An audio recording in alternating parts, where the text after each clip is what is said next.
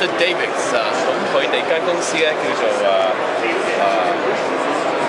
Hypertech， 咁專係做迷彩嘅啲 camouflage 嘅。咁我等阿 Mr. Davis 講一講佢嗰個產品啦嚇。咁佢依間公司係溫哥華嘅喎，咁都喺 Maple Ridge 嘅。OK。Hi, Mr. Davis. Yeah, talk about your company product, your camouflage. Certainly. Yeah. Well, should I be looking at the camera or looking at you? Yeah. Okay. What it is, we work with ADS, but Hyper Stealth is a Canadian company, and Guy Cramer is the founder, CEO, and the designer for Hyper Stealth. He is the #1 camouflage designer in the world. He 40 different countries, over 2 million uniforms in print, 10,000 copyrighted patterns that he has done. The U.S. Army had an open submission for camouflage, and so a very large submission, and only 4 companies and one governmental, but 4 companies were chosen, and we were one of those companies. And so right over here on that signboard, that's the announcement of that, and on Tuesday, that sign wasn't even allowed to be shown. It was because it wasn't. We had to wait for the announcement. Yeah. But you guys know about it, right? Sure. Yes, and so exactly. And congratulations. So, thank you. And the biggest thing is, if you take a look around, if you walk around and see other places that have camouflage, most of them focus on a little bit of this color, a little bit of that color, and or they'll use in like hunting, they'll use sticks and twigs. Well, Guy Cramer's patterns don't work like that. Okay. What he does is he actually works off of the human eye, and so instead of just trying to blend in, if you change the environment at all, here he is. This is Guy Cramer. This is Guy. Hi, hello, Guy. Hi. Yeah, we're from Vancouver. They're from Vancouver. Oh, really? Yeah. Hello. How you doing? Nice to meet you. Congratulations. You got the contract from the U.S. Army. Yes. Yeah. Well, we're in the down select, so there's other groups competing against us. Yeah. And they're from GunsTalkChinese in Vancouver, so I'll let you speak with Guy. Yeah. Guy, we use talk about your products. Give us a little bit of how to come up with idea of Well, I can't tell you everything because a lot of it is proprietary, right? Okay, no problem. The government doesn't want me to discuss it, but now that we've got, this is the pattern that actually was rejected, but we were told that the desert pattern here actually surpassed their baseline. So we have a commercially viable pattern right here with the desert, but the configuration is all based on science. So disrupting the target of the object that you're trying to camouflage, whether it be a human being or a tank or an aircraft or a building, requires a bit of a different process depending on what you're looking at. Does the target move? So if it moves, you need to disrupt it a certain way to try and mask some of that movement, like tigers as they're walking through the bush. Is it going to, you've got certain animals like cheetahs that will basically stay well, they'll pounce on they'll wait for something to come by that's tasty. And so we can incorporate both the stripes and the dots that nature has. Nature can do one or the other, can't do both. And so by applying these different algorithms to the pattern, we're able to give the soldier the most effective concealment that they can have, to give them that few extra seconds in a dangerous situation to provide them that advantage that they need out there. Okay, I see. Yeah. So what Mr. Davis told us, you have many your camouflage have been using in different countries. Yes. What other country? The country of Jordan. So they're probably well over 1 million uniforms now.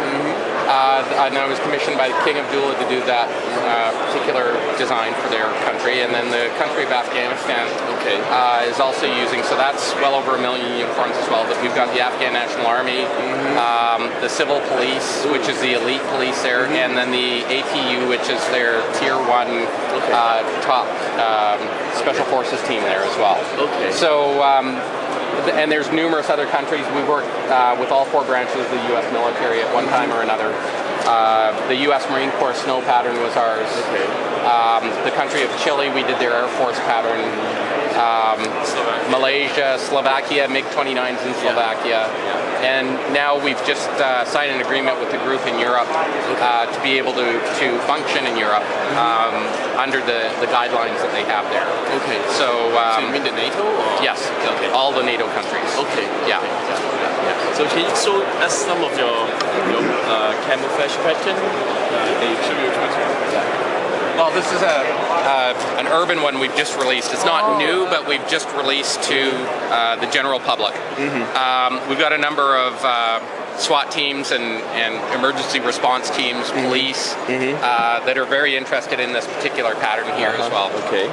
This was something we did in 2004 for SOCOM, Special Operations Command.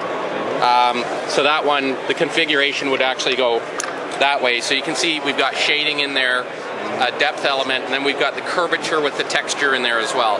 So to look at something this close doesn't really give you a good idea of how it works at a proper distance. Because if you're this close to your enemy, you're in big trouble. Right?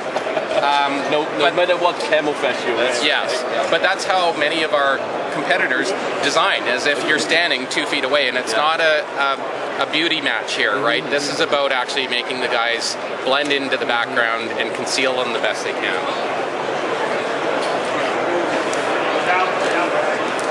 These were patterns that we released 2010. Okay. Again, another urban type variant, a way to disrupt the police officer or SWAT member if they're in an urban environment. So middle city, 10, 20 blocks out, these would work well. And at nighttime, you'd probably go for something like this. In the daytime, you'd go for something like this. Because material doesn't change color the same way that your concrete does out there. So something that might work well at 12 o'clock in the afternoon won't work well at 8 p.m. at night. Yeah, that's the we'll pull that one off. So this is the other Canadian urban uniform. So this one and this one are in competition with each other right now in the Canadian military. Okay. And you can see the depth on my back. As you can see that. Yeah. As the farther back you get, the more it kind of breaks into a disruptive pattern. So you're actually looking right down, and the eye is trying to figure out what it's looking at, and it's seeing that depth and not registering that it's looking at a target. It thinks it belongs in the background, and it will reanalyze and look at other things. And yet the guy in this uniform now has a couple of extra seconds to react to whatever is going on from the viewer. So that's why we've done this pattern configuration this way. This pattern look more like people will wear it for skiing. Yes, we've heard that. It would sell for snowboarders. So I think it's more fashion than traditional. Like this is more traditional. More fashion. Actually, one of the things is the Canadian government. If you see how people react, a lot of times they're looking for traditional camouflage. It should look like this or look like this. Guy has always said it should look what works, what's the most effective, based on how the eye actually works. So the Canadian government, he showed them with this on his back. If you take a look at it, even a short distance, instead of seeing him, you start looking into him. You start looking. All of a sudden, you're seeing into. Like the door. Even, so when you back up, this you start to see now. We're not looking at him. We're looking into him. That's the science of it. The Canadian, it's so strange though that people they don't consider that as camouflage. It's perfect camouflage. Yeah, they actually they didn't want to move forward with this one because it didn't look like camouflage. Okay. But they basically said, yeah, you're right, it is more effective, and we'll move forward with it and see which one actually works better.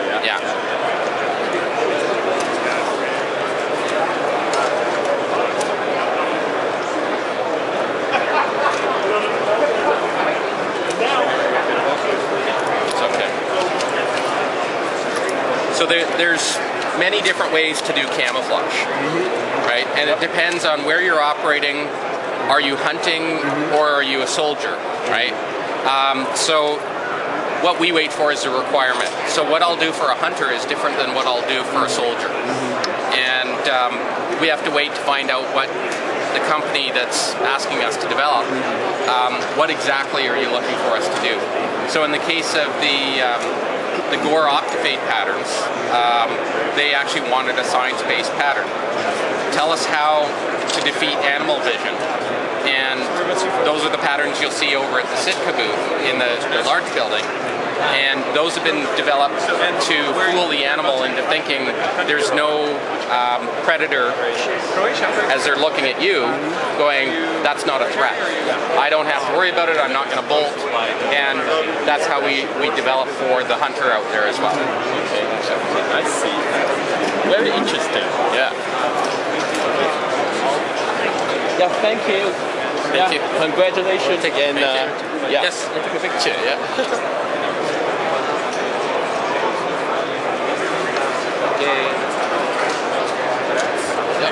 Thank you. Yeah.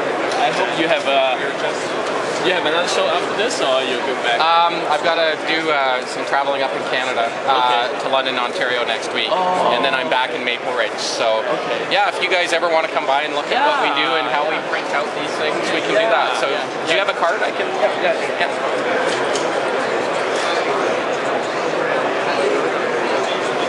I mean, it's just a short drive for you guys up to Maple Ridge, right? Yep. Okay. Sometimes we went to Thompson. Yes. The driving range. Yeah. So yeah, so it's not too far. Yeah. Well, we're right near the new bridge, the new bridge. Golden Years Bridge. Yeah. Okay. Yeah, we're right beside that it's a very large building. Oh, good. Okay. Good. Other industrial, I mean, Yeah. production. Yeah. Yeah, but we got a small section in there, but we can do a lot with what we have. So, yeah. Okay. Thank you. Guys. Thank you. I like all your maple leaves on you. Yes. Yeah, the Canadian government actually told me to wear it up here. So, Oh, yeah. Yeah. Thank you. Thank you.